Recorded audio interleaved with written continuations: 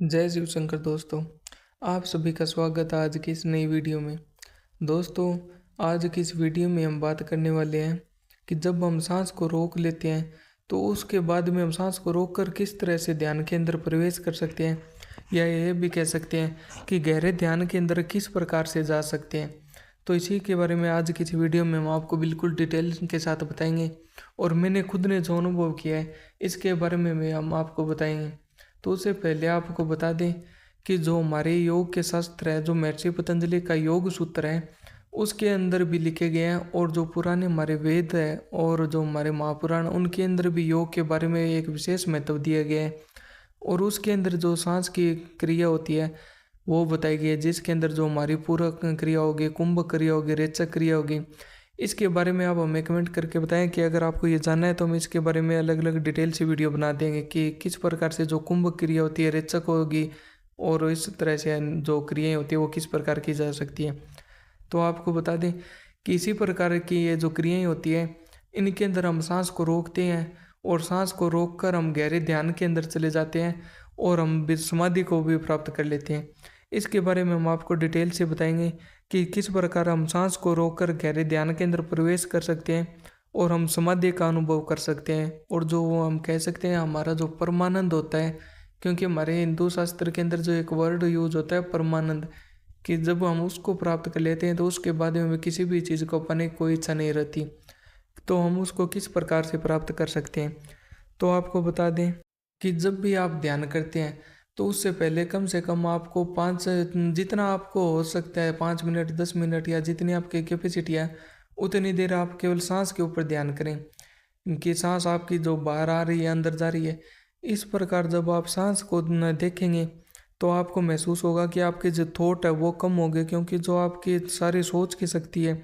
जो आपका माइंड है, वो केवल सांस के ऊपर टिक जाता है। और जब आपका माइंड सांस के ऊपर चला जाता है तो आप इस चीज़ को नोटिस करेंगे कि आप जो भी चीज़ों को सोच रहे थे, या आपकी जो भी थॉट प्रोसेस थी, वो धीरे धीरे कम हो रही है, और जो आपका सांस है, जो पहले गति थी उससे आपकी गति भी कम हो रही है।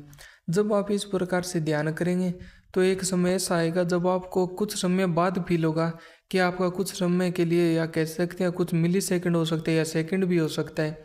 उस समय के लिए आपको जो सांस है वो बिल्कुल बंद था, और आपके जो ऑर्गन है वो भी सारे बंद हो चुके थे, और आप एक ऐसे इतना शून्य के अंदर चले गए।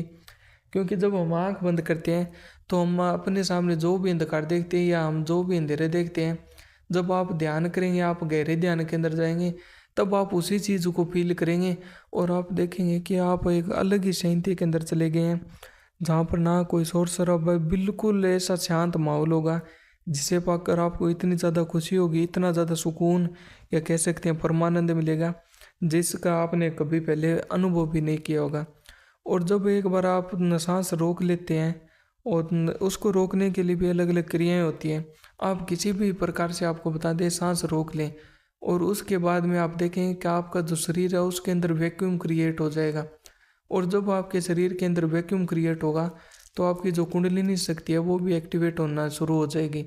जिसके द्वारा आपके जो 7 चक्र है वो एक्टिवेट हो जाएंगे, और आपको जो अलग अलग प्रकार की चीज़ें होती है वो दिखाई देनी शुरू हो जाती है। अलग अलग सिद्धियाँ भी मिलेगी और शक्तियाँ भी मिलेगी,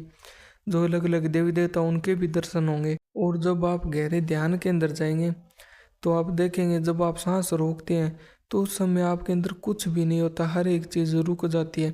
क्योंकि आपको पता है जो सांस है जो आपके शरीर को चला रहे हैं, क्योंकि सांस के द्वारा आपके शरीर के अंदर ऑक्सीजन जा रही है, और सांस ही हमारी जो प्राण वायु होती है, जो प्राण ऊर्जा होती है, उसका आधार होता है। जब आप इसको रोक लेते हैं धीरे धीरे करके आपके अंदर जो ब्लड सप्लाई वो भी धीरे धीरे कम होगी। उसके द्वारा एक समय या एक पॉइंट ऐसा भी आएगा जब आपकी ब्लड सप्लाई बिल्कुल कम हो जाएगी, और आपके अंदर जो प्राण तो रहेंगे लेकिन आपका जो शरीर है वो वर्क नहीं करेगा, और आप ऐसे गहरे ध्यान के अंदर चले जाएंगे